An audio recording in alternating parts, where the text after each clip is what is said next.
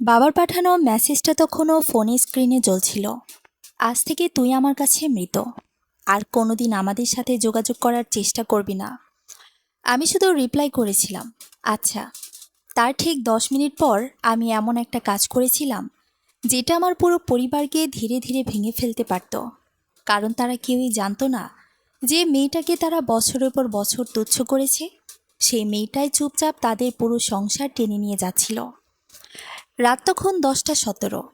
Dining টেবিলের ওপর রাখা ফোনটা কেঁপে উঠতেই আমি স্ক্রিনে তাকালাম। কাঁদিনি, চিৎকারও করিনি, শুধু ঠান্ডা হাতে ব্যাংকের অ্যাপ খুলেছিলাম এবং হঠাৎ করে বুঝতে পেরেছিলাম গত 8 বছর ধরে আমার পরিবার যে জীবনটা এত নিশ্চিন্তে বাঁচছিল, তার প্রতিটা খরচের পেছনে ছিলাম আমি।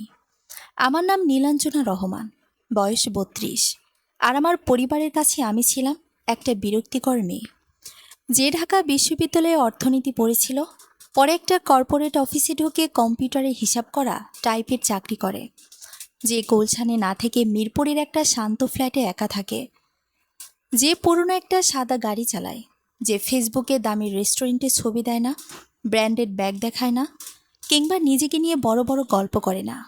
আমার বড় বোন তানজিমা ছিল একদম উল্টো, পরিবারের গর্ব।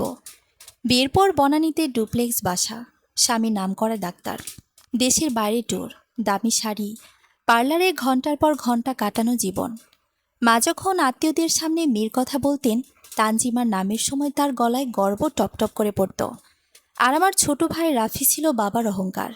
স্টার্ট আপ করেছে, দামি গাড়ি কিনেছে, দুইটা ইংরেজি শব্দ বললেই বাবা এমনভাবে তাকাতেন ছেলে যেন নাসায় চাকরি পেয়ে গেছে। আমার ছেলের মাথা আছে, গর্বে বুক ফুলিয়ে বলতেন বাবা। আর আমি, আমার জন্য বরাদ্দ ছিল একটাই শব্দ, দায়িত্বশীল। শব্দটা শুনতে ভালো লাগলেও আসলে এর মানে ছিল তুই চুপচাপ সব সামলাবি, কোনো অভিযোগ ছাড়াই। তখনও তারা জানতো না তাদের সংসারের বিদ্যুৎ বিল থেকে শুরু করে বাবার চিকিৎসা, মায়ের বুটিকের ভাড়া, তানজিমার ক্রেডিট কার্ড, রাফির গাড়ির কিস্তি সব আমিই দিতাম, নিঃশব্দে, কাউকে কিছু না জানিয়ে। শুরুটা হয়েছিল 8 বছর আগে। বাবার ব্যবসা একসাথে ডুবে গেল। মায়ের বুটিক বন্ধ হওয়ার পথে, তানজিমার স্বামী তখন টাকার টানাটানিতে, আর রাফি মাঝরাতে ফোন করে বলেছিল, আপু, 2 মাসের বাসা ভাড়া বাকি, আব্বুকে বলিস না প্লিজ। সেই সময় আমি জীবনের প্রথম বড় বোনাস পাই, কিন্তু আমার আসল কাজটা পরিবার যা ভাবতো তা ছিল না। আমি সাধারণ চাকরি করতাম না, আমি ইনভেস্টমেন্ট সেক্টরে ছিলাম। বড় বড় fund, private investment, real asset, corporate অধিগ্রহণ, এসব নিয়েই কাজ করতাম। ঢাকার বড় বড় মানুষ যেসব প্রতিষ্ঠানের নাম শুনে ভয় পায়, আমি সেসব কোম্পানির ফাইল হাতে নিয়ে মিটিং করতাম। বয়স 32-এ এসে আমি পার্টনার পজিশনে উঠেছিলাম। আমার নিজের সম্পদের পরিমাণ কোটির পর কোটি টাকা ছাড়িয়ে গেছে অনেক আগেই। কিন্তু বাসায় গেলে এখনও আমাকে সোফার কোনায় বসিয়ে বলা হতো, তানজিমা একটু সামনে বসুক, ছবি তুলবে। প্রথমে আমি শুধু একটা বিল মিটিয়েছিলাম, তারপর আরেকটা, তারপর মায়ের দোকানের স্টাফদের বেতন, তারপর তানজিমার কার্ডের টাকা, তারপর বাবার স্বাস্থ্য বীমা, তারপর রাফির গাড়ির কিস্তি। এভাবে কখন যে পুরো পরিবারটার আর্থিক শ্বাস প্রশ্বাস আমি হয়ে গিয়েছিলাম সেটা কেউই বুঝতে পারেনি, হয়তো বুঝতে চায়ও নি। কারণ মানুষ যখন আরামে থাকে তখন সে কখনোই জানতে চায় না আলোটা জ্বালিয়ে রাখছি কে। যতক্ষণ না আলো নিভে যায়। সব কিছু ভেঙে পড়েছিল এক শুক্রবার রাতে। মা জোর করে ধানমন্ডির বাসায় ডেকেছিলেন, তোর বাবা খুব টেনশনে আছে, একদিন এসে খেয়ে যা। আমি কেক নিয়ে গিয়েছিলাম বাবার পছন্দের দোকান থেকে। তানজিমা এসেছিল নতুন শাড়ি পরে। রাফি গাড়ির শব্দ তুলে ঢুকেছিল, যেন পুরো এলাকা বুঝে যায় যে এসেছে। দরজা খুলে বাবা আমার গাড়ির দিকে তাকিয়ে বললেন, এই পুরনো গাড়িটা বদলাস না কেন? দেখতে লজ্জা লাগে। তানজিমা হেসে ফেলল। মা শুনেও না শোনার ভান করলেন। আমি শুধু বলেছিলাম, ক্যাশে কিনেছি বলে কি লজ্জা লাগে? বাবা মুখ শক্ত করে ফেললেন, তোর এই তেরা কথাগুলো ভালো লাগে না। ডাইনিং টেবিলে বসার পর সব কিছু ছিল আগের মতোই। বাবা পুরনো ব্যবসার গল্প করছিলেন, মা টেবিল ক্লথ ঠিক করছিলেন, তানজিমা বাড়ির ইন্টেরিয়র বদলানোর প্ল্যান করছিল, আর রাফি তার নতুন ইনভেস্টমেন্ট নিয়ে বড় বড় কথা বলছিল। যদিও আমি জানতাম তার কোম্পানি ভাঙতে আর বেশি দেরি নেই, কারণ আমি রিপোর্টটা দেখেছি। হঠাৎ তানজিমা আমার দিকে তাকিয়ে হাসল। আচ্ছা নীলা, তুই তো টাকা পয়সা নিয়ে কাজ করিস, আমাদের একটু হেল্প করতে পারবি? আমি তাকালাম। কত? এই 1 কোটির মতো লাগবে। আমি ভেবেছিলাম মজা করছে। কিসের জন্য? বাড়ির রিনোভেশন, ভ্যালু বাড়বে। তার স্বামী পানি খেতে খেতে বলল, তুমি বুঝবা না, সংসার থাকলে এসব বুঝতে হয়। টেবিলের নিচে আমার আঙ্গুল ধীরে ধীরে শক্ত হয়ে গেল। বাবা তখন গ্লাস নামিয়ে বললেন, এত হিসাব করলে চলে না। পরিবার বলে একটা জিনিস আছে। পরিবার, অদ্ভুত শব্দ। যেখানে আমার দায়িত্ব আছে কিন্তু সম্মান নেই, ভালোবাসা নেই, শুধু প্রয়োজন আছে। আমি শান্ত গলায় বললাম, না, আমি টাকা দেব না। তানজিমা যেন বিশ্বাসই করতে পারছিল না। কি? আমি 1 কোটি টাকা বাড়ি সাজানোর জন্য দেব না? মায়ের মুখ ফ্যাকাশে হয়ে গেল। বাবা টেবিলে আঙ্গুল ঠুকতে লাগলেন। তোর সমস্যা কি জানিস? তুই নিজের চাকরিটাকে অনেক বড় কিছু ভাবিস। রাফি হেসে বলল, ওরে বাদ দেন। নিজের সামান্য সেভিংস নিয়ে ভয় পাচ্ছে। আমি ওর দিকে তাকালাম। সেই ছেলেটা যার 3টা লোন আমি শোধ করেছি। হতে পারে? আমি ধীরে বললাম, হয়তো আমি শুধু জানি টাকাটা কত কষ্টে আসে। হঠাৎ বাবা দাঁড়িয়ে গেলেন। আমরা তোকে এমন স্বার্থপর বানাইনি। আর ঠিক তখনই মনে হলো ভেতরে কিছু একটা ভেঙে গেল। আমি ধীরে বললাম, না বাবা, তোমরা আমাকে এমন বানিয়েছ যেন না বললে অপরাধ বোধ হয়। তানজিমা চোখ উল্টে বলল, আবার নাটক শুরু? আমি এবার ওর দিকে তাকালাম। তুই জীবনে নিজের টাকায় কিছু কিনে তারপর কথা বলিস। চারপাশ নিস্তব্ধ হয়ে গেল। মা ফিসফিস করে বললেন, নীলা। বাবা দরজার দিকে আঙ্গুল তুলে বললেন, বের হয়ে যা। আমি বেরিয়ে এসেছিলাম। কেকটা টেবিলেই পড়েছিল। কেউ ডাকেনি, কেউ থামায়নি। ঢাকায় সেদিন বৃষ্টি হচ্ছিল। গাড়ি চালাতে চালাতে মনে হচ্ছিল বুকের ভেতরটা খুব ক্লান্ত। তারপর রাত 10টা 17-তে বাবার মেসেজটা আসে, আজ থেকে তুই আমার কাছে মৃত। তাই আমি মৃত মানুষদের মতোই আচরণ করেছিলাম। মানুষ যেমন মারা গেলে আর কাউকে বাঁচিয়ে রাখতে পারে না, আমিও সেদিন থেমে গিয়েছিলাম। 10টা 29, সব অটো ট্রানজেকশন বন্ধ করলাম। 10টা 41, অতিরিক্ত কার্ডগুলো ব্লক করলাম। 10টা 52, ধানমন্ডির বাড়ির কিস্তি পেমেন্ট বাতিল করলাম। 11টা 3, বাবার প্রিমিয়াম স্বাস্থ্য বীমা বন্ধ করলাম। 11টা 11, মায়ের বুটিকের ভাড়া কেটে দিলাম। 11টা 18, তানজিমার ছেলের স্কুলের ফি বন্ধ করলাম।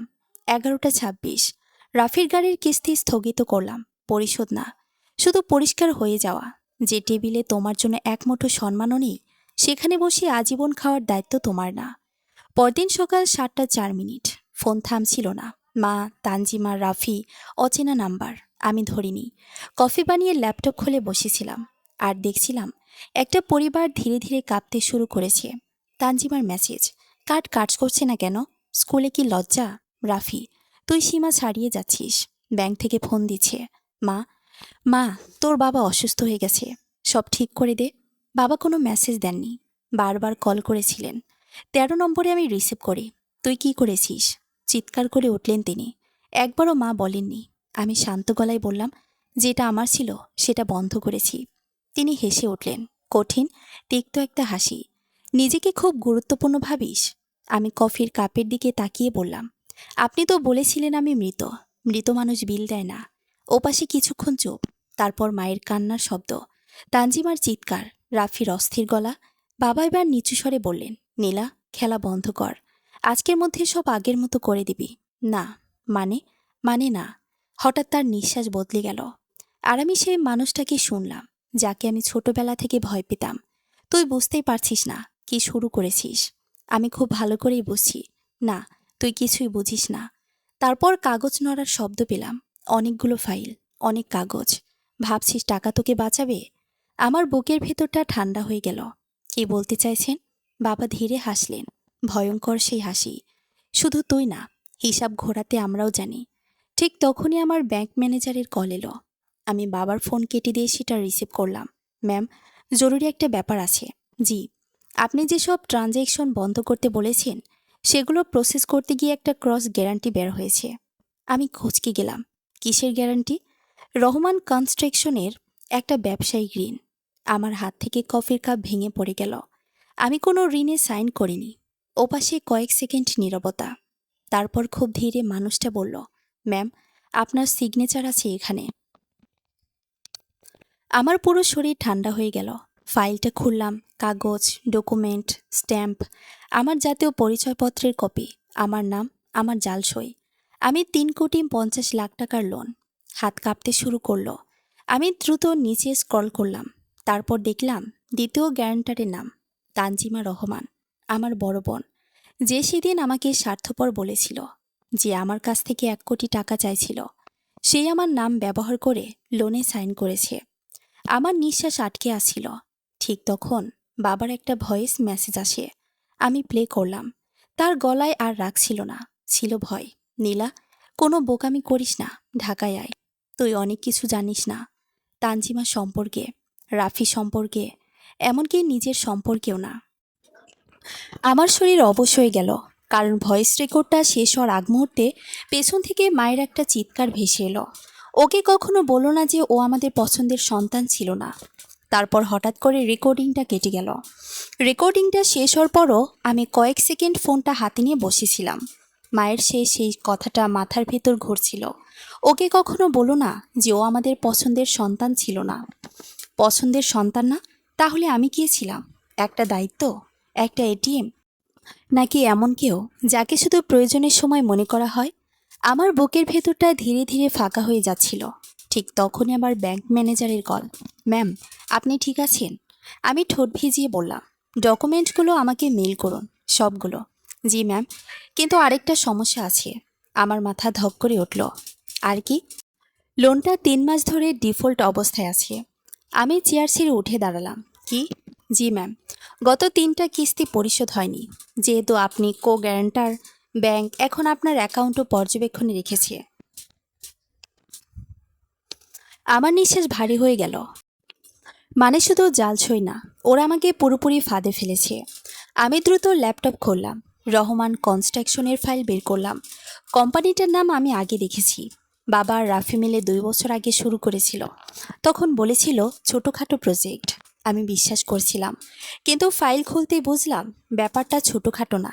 কোম্পানির নামে কোটি কোটি টাকার দায়, ফেক ইনভয়েস, ভুয়া জমি কাগজ, আর সবচেয়ে ভয়ঙ্কর ব্যাপার, কোম্পানির ব্যাক অ্যান্ড ফাইন্যান্সিংয়ে আমার নাম ব্যবহার করা হয়েছে আমার অজান্তে। আমার মাথা ঘুরে উঠল।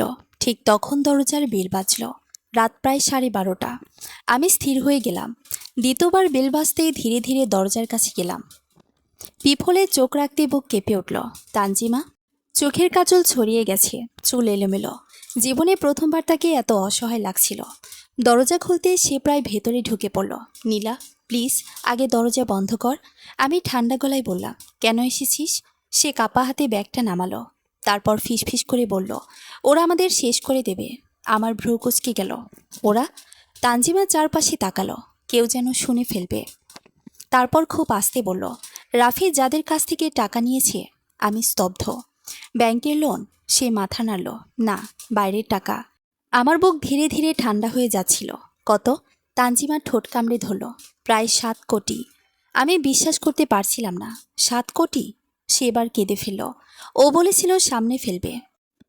স্টার্ট আপটা উঠলেই সব ঠিক হয়ে যাবে। আমি ধীরে ধীরে বুঝতে পারছিলাম পুরো পরিবার একটা বিশাল গর্তের ভিতর দাঁড়িয়ে আছে, আর সেই গর্ত ঢাকতে তারা আমাকে ব্যবহার করেছে। আমি ধীরে জিজ্ঞেস করলাম, আমার সয়ে জাল করলি কেন? তানজিমা মাথা নিচু করলো। চুপ। আমি এবার চিৎকার করলাম, কেন? সে হঠাৎ ভেঙে পড়ল। কারণ আব্বু বলেছিল তুই কখনো জানতে পারবি না। আমার শরীর জমে গেল। বাবা জানতো? তানজিমা ধীরে মাথা তুলল। তার চোখ লাল। সব আব্বুর প্ল্যান ছিল।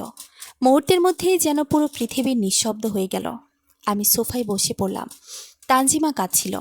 ব্যবসা ডোবার পর আব্বু ভয় পেয়ে যায়। তারপর রাফির ওই স্টার্ট আপে টাকা ঢালে। পরে আবার লস হয়। তখন আব্বু বলে তোর নামে লোন নিলে ব্যাংক সহজে অনুমোদন নেবে। আমার হাত কাঁপছিল। আর তুই রাজি হয়ে গেলি? সে চোখ বন্ধ করল। আমি তখন ডিভোর্সের মুখে ছিলাম। আমি তাকিয়ে রইলাম। কি? আমার সংসারটা বাইরে থেকে যত সুন্দর দেখায়, ভেতরে তত না। আমি প্রথমবার চুপ হয়ে গেলাম। তানজিমা শুকনো হাসল। তুই ভাবতিস আমি খুব সুখে আছি, তাই না? আমি উত্তর দিলাম না। সে ধীরে বলল, আমার স্বামী জুয়া খেলে। আমার বুক ধক করে উঠল। কি বলছিস? প্রথমে অনলাইনে, পরে ক্যাসিনোতে। দুবাই গেলে কি করে জানিস? আমি স্তব্ধ হয়ে বসে রইলাম। সে কাঁদতে কাঁদতে বলল, ওর ঋণ শোধ করতেই আব্বু রাফির ব্যবসার টাকা ঘুরিয়েছে। তারপর সব জট পাকিয়ে গেছে। হঠাৎ আমার মনে হলো আমি আসলে কাউকেই চিনতাম না। এই পরিবারটা বাইরে থেকে যেটা এত স্বাভাবিক লাগতো, ভেতরে ভেতরে অনেক আগেই পচে গিয়েছিল। ঠিক তখন তানজিমা আমার হাত চেপে ধরল।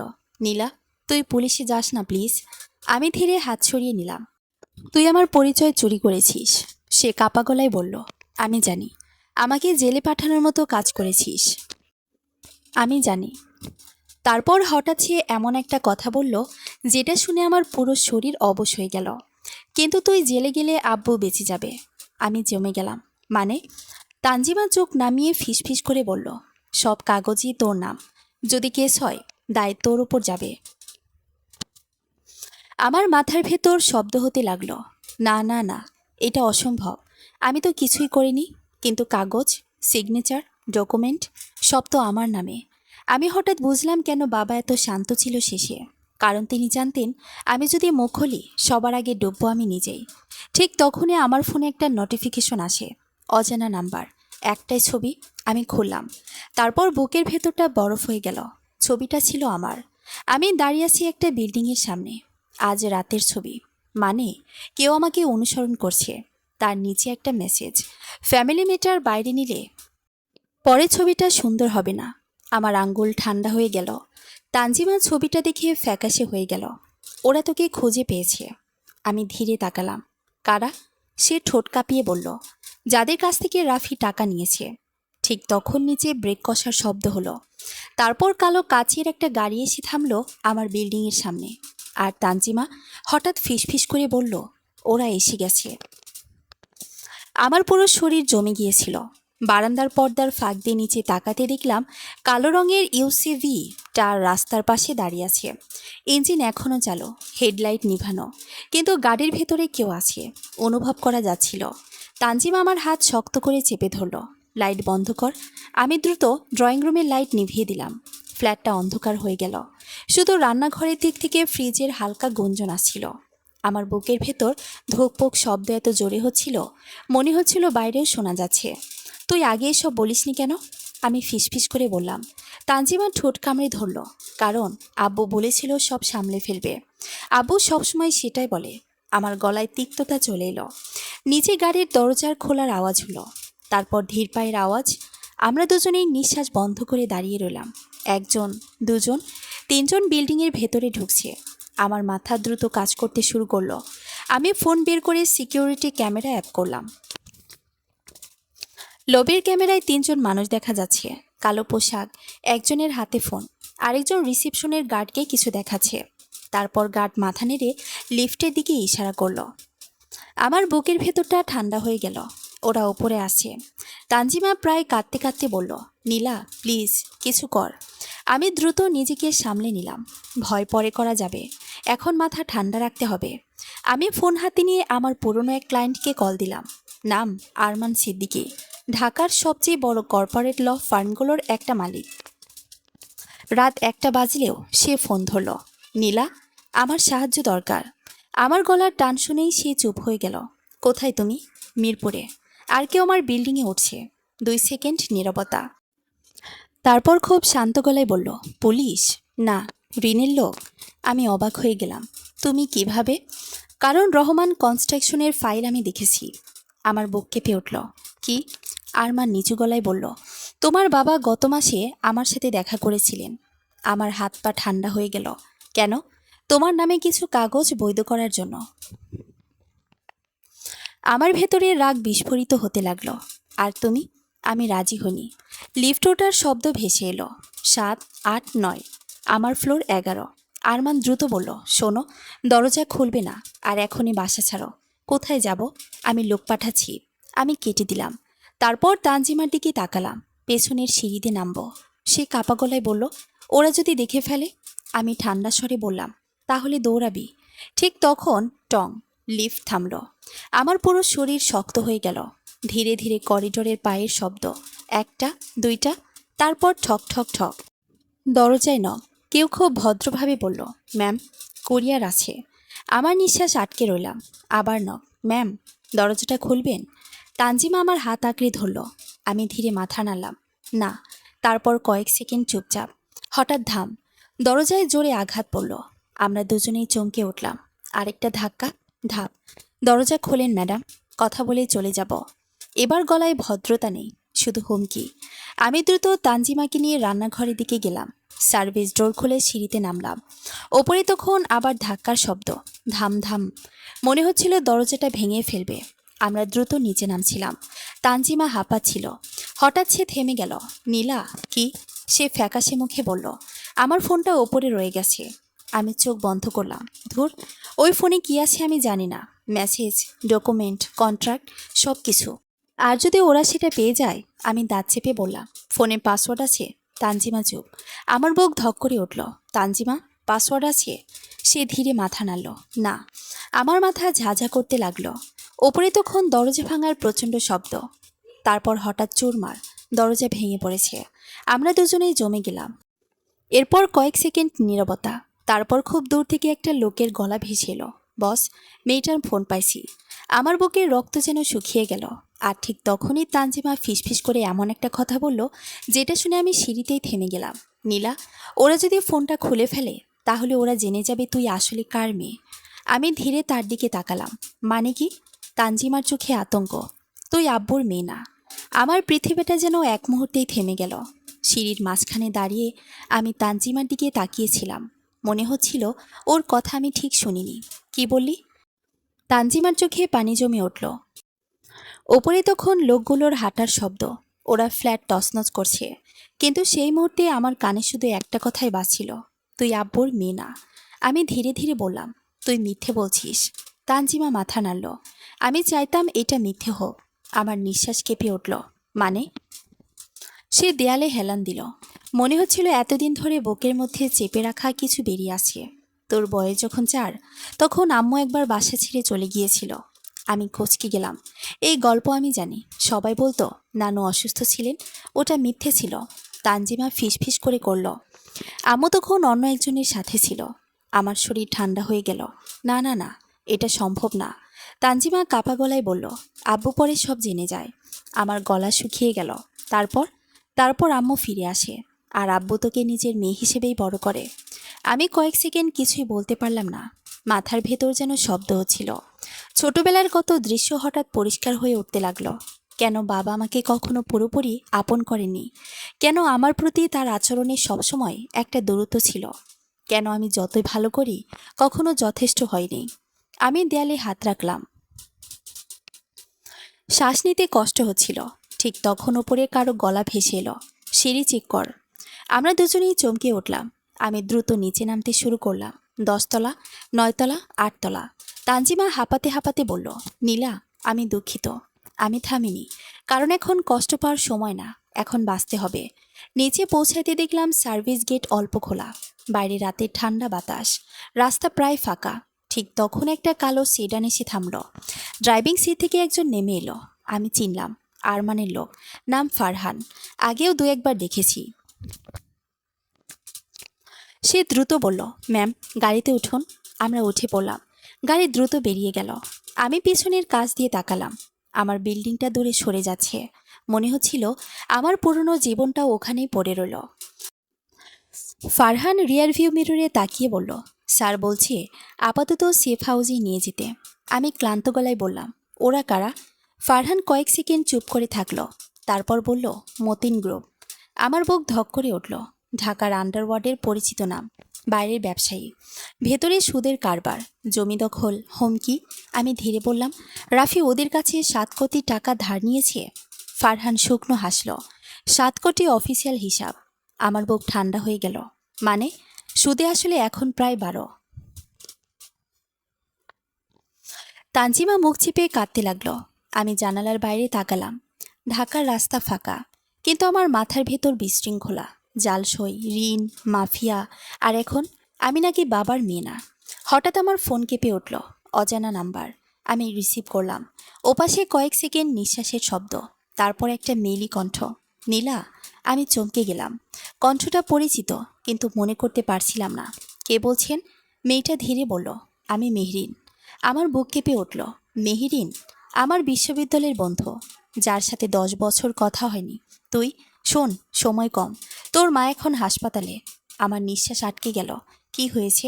Heart attack. তানজিমা চিৎকার করে উঠল, আম্মু।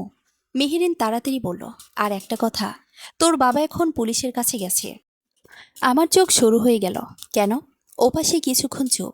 তারপর খুব আস্তে সে বলল, তোর নামে প্রতারণার মামলা করতে। আমার পুরো শরীর অবশ হয়ে গেল। গাড়ির ভেতর নিস্তব্ধতা নেমে এসেছিল, শুধু ইঞ্জিনের শব্দ আর তানজিমার চাপা কান্না। আমি ফোনটা শক্ত করে ধরে বসেছিলাম। মনে হচ্ছিল বাস্তবতা ধীরে ধীরে ভয়ঙ্কর কোনো দুঃস্বপ্নে বদলে যাচ্ছে। আমি ফিসফিস করে বললাম, বাবা আমার নামে মামলা করেছে? মেহেরিন বলল, হ্যাঁ। বলেছে তুই নাকি পরিবারের টাকা আত্মসাৎ করেছিস। আমি হেসে ফেললাম। অদ্ভুত এক হাসি, শুকনো, ক্লান্ত। যে পরিবারকে আমি বাঁচিয়ে রেখেছিলাম, সেই পরিবার এখন আমাকে চোর বানাচ্ছে। ফারহান গম্ভীর গলায় বলল, ম্যাম, এটা একদম প্ল্যান্ড। আমি তাকালাম। সে বলল, আপনার নামে যদি কেস হয় তাহলে ব্যাংক, মিডিয়া, পুলিশ সবাই আপনাকে আগে ধরবে। আমি চোখ বন্ধ করলাম। বাবা আমাকে শুধু ব্যবহার করেনি, তিনি আমাকে বলি দেওয়ার জন্য প্রস্তুত করেছিলেন। ঠিক তখন ফোনে একটা নিউ নোটিফিকেশন এলো। প্রখ্যাত ব্যবসায়ী আব্দুর রহমানের মেয়ে কর্তৃক আর্থিক প্রতারণার অভিযোগ। আমার ছবি, আমার নাম, আমার জীবন সব স্ক্রিনে উঠে গেছে। তানজিমা সেটা দেখে ফ্যাকাশে হয়ে গেল। আব্বু এত তাড়াতাড়ি মিডিয়ায় দিল? আমি ঠান্ডা স্বরে বললাম, কারণ উনি জানেন আগে গল্প বলে মানুষ সেটাই বিশ্বাস করে। গাড়ি তখন শহর ছাড়িয়ে একটু নিরিবিলি এলাকায় ঢুকেছে। ফারহান বলল, আর 10 মিনিট। আমি মাথা সিটে ঠেকালাম। আর ঠিক তখনই হঠাৎ একটা স্মৃতি মাথায় এলো। ছোটবেলায় একবার বাবা খুব রেগে গিয়ে বলেছিলেন, তুই আমার জীবনটা নষ্ট করে দিয়েছিস। তখন বুঝিনি, আজ বুঝতে পারছি। আমি ফোন বের করে আবার ভয়েস রেকর্ডারটা চালালাম। শেষের অংশটা বারবার শুনলাম, ওকে কখনো বলো না। হঠাৎ একটা শব্দ কানে আটকে গেল। পেছনে আরেকটা পুরুষ কণ্ঠ ছিল, খুব ক্ষীণ। কেউ বলছিল, ওকে এখন বললে সব শেষ হয়ে যাবে। আমি সোজা হয়ে বসলাম। এই কণ্ঠ আমি আগে শুনেছি অনেকবার, কিন্তু কোথায়? মাথার ভেতর খুঁজতে খুঁজতে হঠাৎ বুক কেঁপে উঠল। অসম্ভব। আমি দ্রুত ফোনের পুরনো কন্ট্যাক্ট খুললাম। একটা নাম্বারের দিকে তাকিয়ে হাত ঠান্ডা হয়ে গেল। ডক্টর সামির হোসেন, আমার মায়ের পুরনো বন্ধু, যিনি ছোটবেলা থেকে আমাকে জন্মদিনে বই পাঠাতেন, যিনি বিদেশ থেকেও আমার রেজাল্টের খবর রাখতেন, যিনি একবার আমাকে দেখে বলেছিলেন, তুমি হাসলে ঠিক তোমার মায়ের মতো লাগে। তখন কথাটা স্বাভাবিক লেগেছেও, এখন না। আমার নিঃশ্বাস ভারী হয়ে উঠল। ঠিক তখন গাড়ি হঠাৎ ব্রেক কষল। আমরা সামনে ঝুঁকে পড়লাম। ফারহান গালি দিল। রাস্তার মাঝখানে একটা ট্রাক আড়াআড়ি দাঁড়িয়ে আছে। আমার বুক ধক করে উঠল। তারপর ধীরে ধীরে ট্রাকের পেছন থেকে 3জন লোক বেরিয়ে এলো, কালো পোশাক। একজনের হাতে বন্দুক। তানজিমা চিৎকার চেপে ধরল। ফারহান নিচু গলায় বলল, শিট, ওরা ট্র্যাক করেছে। আমার শরীর বরফ হয়ে গেল। লোকগুলোর একজন গাড়ির দিকে এগিয়ে আসছিল, ধীরে, নিশ্চিত ভঙ্গিতে, যেন সে জানে আজ আমরা কোথাও যেতে পারবো না। রাস্তার মাঝখানে দাঁড়িয়ে থাকা লোকটার হাতে কালো পিস্তলটা রাতের আলোয় চকচক করছিল। আমার বুকের ভেতর ধুকপুক শব্দ হচ্ছিল। তানজিম আমার হাত শক্ত করে ধরে ফিসফিস করল, নীলা, আমরা শেষ। ফারহান হঠাৎ শান্ত গলায় বলল, নিচু হন। তারপর 1 সেকেন্ড দেরি না করে গাড়িটা রিভার্সে দিল। চাকার ঘর্ষণে ধোঁয়া উঠে গেল, কিন্তু পেছনে থেকেও তখন আরেকটা গাড়ির হেডলাইট জ্বলে উঠেছে। ফাঁদ, আমরা মাঝখানে আটকা, ধরছে। তানজিমা কেঁদে উঠল। ঠিক তখন সামনের লোকটা বন্দুক তুলল। ধাম, গাড়ির উইন্ডশিল্ড ফেটে গেল। আমি চিৎকার চেপে নিচু হয়ে গেলাম। ফারহান স্টিয়ারিং ঘুরিয়ে ডান পাশের কাঁচা রাস্তায় গাড়ি তুলে দিল। এসইউভিটা কাঁপতে কাঁপতে এগোতে লাগলো। পেছনে আরেকটা গুলির শব্দ। ধাম, পেছনের কাজ চূর্ণ হয়ে গেল। তানজিমা চিৎকার করলো। আমি ওকে টেনে নিচে নামালাম। ফারহান দাঁত চেপে বলল, আর 5 মিনিট টিকতে পারলে বাঁচব। আমি ফোন বের করলাম, হাত কাঁপছিল। কাকে কল দেব? পুলিশ? না, বাবা ইতিমধ্যে আমাকে অপরাধী বানিয়ে দিয়েছে। ঠিক তখন ফোনে আবার সেই নাম ভেসে উঠল, ডক্টর সামির হোসেন। আমার বুক কেঁপে উঠল। আমি রিসিভ করলাম। ও পাশে শান্ত, ভারী একটা কণ্ঠ। নীলা, তুমি কোথায়? আমি চিৎকার করে বললাম, আমাকে ফলো করছে, ওরা গুলি করছে। তিনি 1 সেকেন্ড চুপ থেকে বললেন, ফারহানের সাথে আছো? আমি অবাক হয়ে গেলাম। আপনি জানলেন কিভাবে? কারণ ওকে আমি পাঠিয়েছি। আমার মাথা ঝাঁকুনি খেল। কি? ঠিক তখন আবার গুলির শব্দ। ফারহান গাড়ি ঘুরিয়ে একটা অন্ধকার গলিতে ঢুকে পড়ল। ডাক্তার সামির নিচু গলায় বললেন, শোনো, মন দিয়ে শোনো। আজ রাতের আগে তোমাকে কিছু কথা বলা হয়নি, কারণ তোমার মা চায়নি। আমার নিঃশ্বাস থেমে যাচ্ছিল। কি বলতে চান? ওপাশে কয়েক সেকেন্ড নীরবতা। তারপর, আমি তোমার বাবা। আমার চারপাশ যেন নিঃশব্দ হয়ে গেল। গাড়ির শব্দ, তানজিমার কান্না সব দূরে সরে গেল। শুধু একটা বাক্য মাথার ভেতর প্রতিধ্বনি হচ্ছিল, আমি তোমার বাবা। আমার গলা শুকিয়ে গেল। না, নীলা, না, এটা মিথ্যে। আমার চোখ ঝাপসা হয়ে উঠল। ডাক্তার সামির ধীরে বললেন, তোমার মা আর আমি মেডিকেলে একসাথে পড়তাম। আমরা একে অপরকে ভালোবাসতাম। কিন্তু তোমার নানার চাপে সে রহমান সাহেবকে বিয়ে করে। আমার বুক ব্যথা করছিল। তাহলে এখন কেন? কারণ রহমান আর পরিস্থিতি নিয়ন্ত্রণ করতে পারছে না। আমি ঠান্ডা হয়ে গেলাম। উনি কি জানতেন? হ্যাঁ। আমার চোখ বন্ধ হয়ে গেল। বাবা সব জানতেন, সারা জীবন। তবু আমাকে নিজের কাছে রেখে দিয়েছেন, কিন্তু কখনো ভালোবাসতে পারেননি পুরোপুরি। হঠাৎ ফারহান চিৎকার করে উঠল, ধরে ফেলছে। পেছনে কালো এসইউভিটা আবার দেখা গেছে, দ্রুত এগিয়ে আসছে। ঠিক তখন ডক্টর সামির বললেন, নীলা, তোমার মায়ের কাছে একটা ফাইল আছে। সেই ফাইল বের করতে পারলেই তুমি বাঁচবে। আমি দ্রুত বললাম, কি ফাইল? রহমান কনস্ট্রাকশনের আসল হিসাব, সব প্রমাণ। আমার বুক ধক করে উঠল। কোথায়?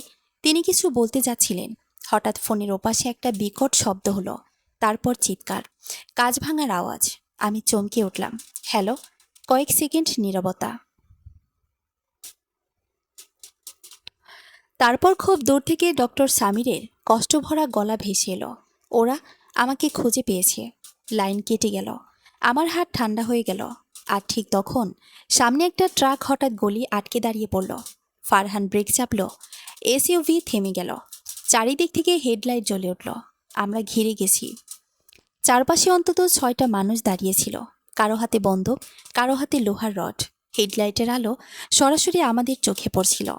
আমি কিছুই পরিষ্কার দেখতে পাচ্ছিলাম না। তানজিমা কাঁপছিল। ফারহান নিচু গলায় বলল, আমি নামলে আপনারা দৌড় দিবেন। আমি চমকে তাকালাম। না, সে হালকা হাসল। স্যারের কাছে অনেক ঋণ আছে আমার। তারপর দরজা খুলে বেরিয়ে গেল। পরের কয়েক সেকেন্ড যেন সিনেমার দৃশ্য, চিৎকার, ধাক্কাধাক্কি, গুলির শব্দ। আমি শুধু দেখলাম ফারহান একজনকে ধাক্কা মেরে ফেলে দিয়েছে, আর সেই সুযোগে সে চিৎকার করল, এখন। আমি তানজিমাকে নিয়ে দৌড় দিলাম। অন্ধকার গলি, ভেজা রাস্তা, পেছনে মানুষের চিৎকার। আমার ফুসফুস জ্বলে যাচ্ছিল। তানজিমা হাঁপাতে হাঁপাতে বলল, আমি পারছি না।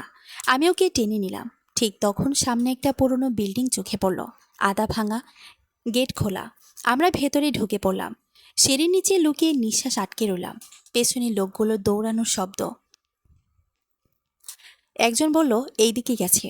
আমার বুক ধকপক করছিল। তানজিমা কাঁদছিল নিঃশব্দে। আমি প্রথমবার ওর হাত ধরলাম, কারণ এখন আমরা দুজনেই একই ভয় নিয়ে বেঁচে আছি। কয়েক মিনিট পর শব্দ থেমে গেল। ওরা হয়তো অন্যদিকে গেছে। আমি ধীরে দেয়ালে মাথা ঠেকালাম। আমার জীবনটা কয়েক ঘন্টার মধ্যে পুরো বদলে গেছে। আমি আর আগের নীলা না। আমি এখন একটা জালিয়াতি মামলার আসামি, আন্ডারওয়ার্ল্ডের টার্গেট, আর এমন একজন মানুষের মেয়ে যাকে আমি কখনো বাবা বলে চিনিইনি। ঠিক তখন তানজিমা ফিসফিস করে বলল, নীলা। কি?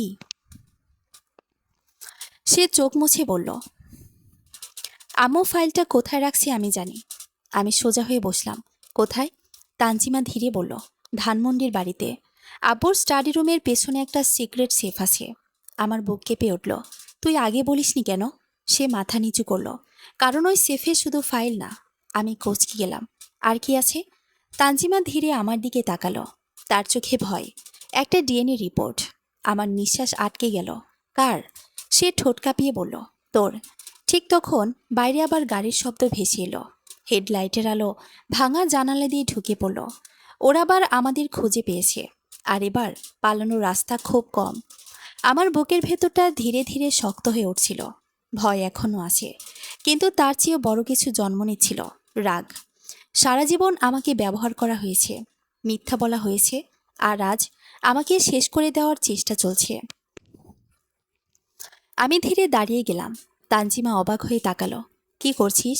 আমি ঠান্ডা গলায় বললাম, শেষ করছি। বাইরে গাড়ির দরজা বন্ধ হওয়ার শব্দ। লোকগুলো নেমে পড়েছে। আমার হাতে তখনও ফোন। আমি দ্রুত আরমানকে লোকেশন পাঠালাম। একটাই মেসেজ, ধানমন্ডির বাড়ি। পুলিশ লাগবে এখনই। তারপর তানজিমার দিকে তাকালাম। স্টাডি রুমে ঢোকার অন্য রাস্তা আছে? সে মাথা নাড়ল। পেছনের গেট দিয়ে। আমি গভীর শ্বাস নিলাম। চল। রাত প্রায় 3টা। ধানমন্ডির বাড়িটার সামনে অদ্ভুত নীরবতা। যে বাড়িতে ছোটবেলা কেটেছে আজ সেটাকে অপরিচিত লাগছিল। পেছনের গেটটা এখনও আগের মতোই দুর্বল। তানজিমা চাবি বের করে খুলল। আমরা নিঃশব্দে ভেতরে ঢুকে পড়লাম।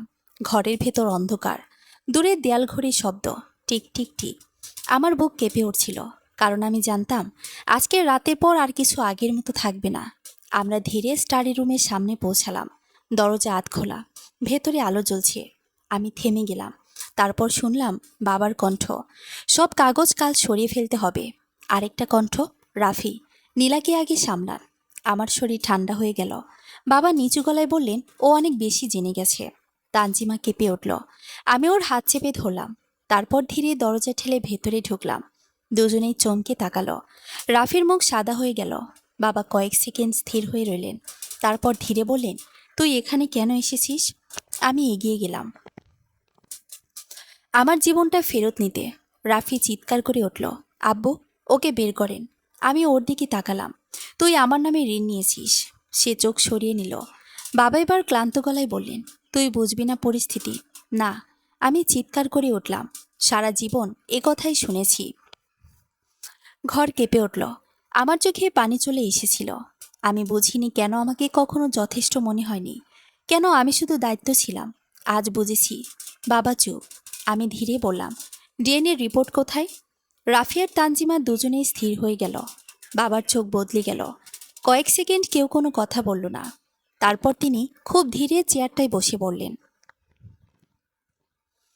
হঠাৎ তাকে অনেক বয়স্ক লাগছিল। তিনি ফিসফিস করে বললেন, তোর জানা উচিত ছিল না। আমার গলা কাঁপল। তাহলে সত্যি? তিনি চোখ বন্ধ করলেন। এটাই উত্তর। আমার বুকের ভেতর যেন কিছু ভেঙে পড়ল। কিন্তু আশ্চর্যভাবে আমি পুরোপুরি ভাঙলাম না, কারণ অনেক আগে আমি বুঝে গিয়েছিলাম এই বাড়িতে আমি কখনো পুরোপুরি আপন ছিলাম না। বাবা ধীরে বললেন, আমি চেষ্টা করেছিলাম তোকে নিজের মেয়ে হিসেবে বড় করতে। আমি তিক্ত হেসে ফেললাম, কিন্তু পারেননি। তিনি মাথা নিচু করলেন, নীরব স্বীকারোক্তি। ঠিক তখন বাইরে হঠাৎ ব্রেক কষার শব্দ হলো। তারপর পুলিশের সাইরেন। রাফি ফ্যাকাশে হয়ে গেল। পুলিশ? আমি শান্ত গলায় বললাম, হ্যাঁ। বাবা ধীরে মাথা তুললেন। প্রথমবার তার চোখে ভয় দেখলাম। তারপর খুব আস্তে বললেন, তুই আমাদের শেষ করে দিলি। আমি কয়েক সেকেন্ড চুপ থেকে উত্তর দিলাম, না, তোমরা অনেক আগেই নিজেদের শেষ করেছিলে। ঠিক তখন স্টাডি রুমের দরজা ভেঙে পুলিশ ঢুকে পড়ল। পেছনে আরমান, আর তার পাশে ডক্টর সামির। তার কপালে ব্যান্ডেজ, কিন্তু তিনি বেঁচে আছেন। আমার বুক কেঁপে উঠল। তিনি শুধু আমার দিকে তাকিয়ে ধীরে মাথা নাড়লেন, সব ঠিক হয়ে যাবে। পুলিশ দ্রুত রুম ঘিরে ফেলল। ফাইল, ডকুমেন্ট, হার্ড ড্রাইভ সব জব্দ হতে লাগলো। রাফি ভেঙে পড়ল। তানজিমা নিঃশব্দে কাঁদছিল। আর বাবা, তিনি শুধু চুপচাপ বসেছিলেন, যেন হেরে গেছেন। স্টাডি রুমের দেয়ালের পিছনের সেফটা খোলা হলো। ভেতরে ফাইল ছিল, টাকার হিসাব ছিল, জাল কাগজ ছিল, আর ছিল সেই ডিএনএ রিপোর্ট। আমি সেটা হাতে নিলাম। তারপর কয়েক সেকেন্ড তাকিয়ে থেকে ধীরে ভাঁজ করে বন্ধ করলাম, কারণ হঠাৎ বুঝলাম রক্তের সম্পর্ক সবসময় পরিবার হয় না। পরিবার সেই মানুষ যারা তোমাকে ব্যবহার না করে পাশে দাঁড়ায়। বাইরে তখন ভোরের আলো উঠছিল, নতুন সকাল। অনেক বছর পর মনে হচ্ছিল অবশেষে আমি মুক্ত। ডক্টর সামির ধীরে আমার পাশে এসে দাঁড়ালেন। কিছু বললেন না, আমিও না। কিন্তু প্রথমবার মনে হলো হয়তো আমি পুরোপুরি একা না। আর সেই মুহূর্তেই বুঝলাম কিছু সম্পর্ক জন্ম দেয় রক্ত, আর কিছু সম্পর্ক জন্ম নেয় সত্যি জানার পরে। সমাপ্ত।